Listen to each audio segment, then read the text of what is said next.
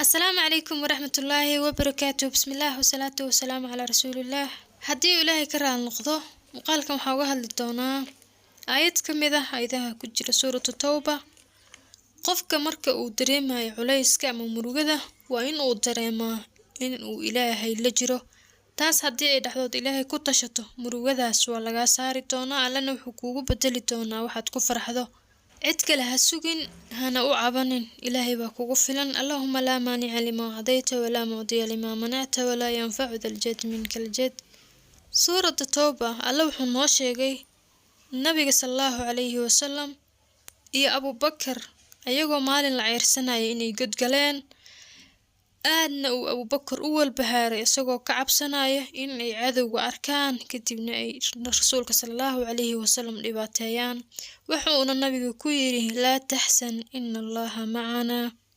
آيات معنى هذا نوا همروون إلهي بان لجريه رسولك صلى الله عليه وسلم وحويري عجب لأمر مؤمن فإن أمره كل له خير. وحياب له قفك مؤمنك أرميهيسة وحوالباء خير أيهين إن سابته سراء شكر فكان خير له مركو قوليستو أوه لو حياب فرحت كليه وكما هذا عليا خير أيين أنقطاه وإن أسابته ضراء صبر فكان خير له هدي مصيبة أما وحدي باتا أي قارتنا وكو سمراه وحين أنقطاه خير. حديث باجرآد أقيم بضن أوضحايو تعرف إلى الله في الرقاء يعرفك في شدة. إلهي مركات فرحسنتها هي نمعاذ كجرتو إلهي أدوو markay hadhow dhibaato ama shida ku gaarto ayaa waxaad dareemi doontaa inuu ilaahay adiga ku dhow yahay yacni dhibaatadu kaaga gargaari ducadaadu aqbali waxaad heli sida aad doonayso. laakiin dadka meesha u badan yihiin markay dhibaato gaarto ayay ilaahay soo xasuustaan oo soo dhawaadaan. ninba hadda ka hore ku safray dhul saxara oo cidla ah wuxuuna watay awr ay u saaran yihiin biyihii iyo baadkii uu safarka ku gali lahaa.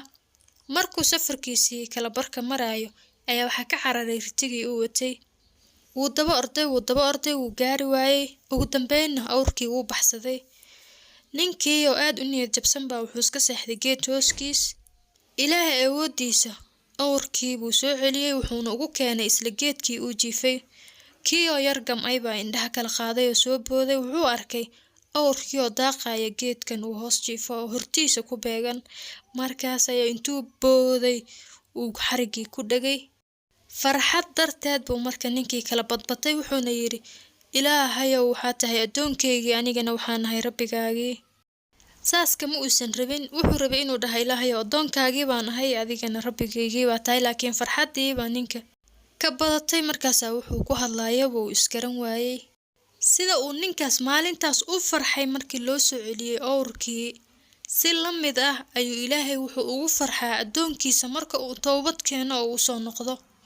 markasta oo ilaahay adiga kugu farxana waxaa shaki la'aan ah inuu adigana kaa farxinayo oo ku siinayo wax aad ku raali noqoto. nolosha way fududahay haddii aad rabbigaaga ka fogaanin.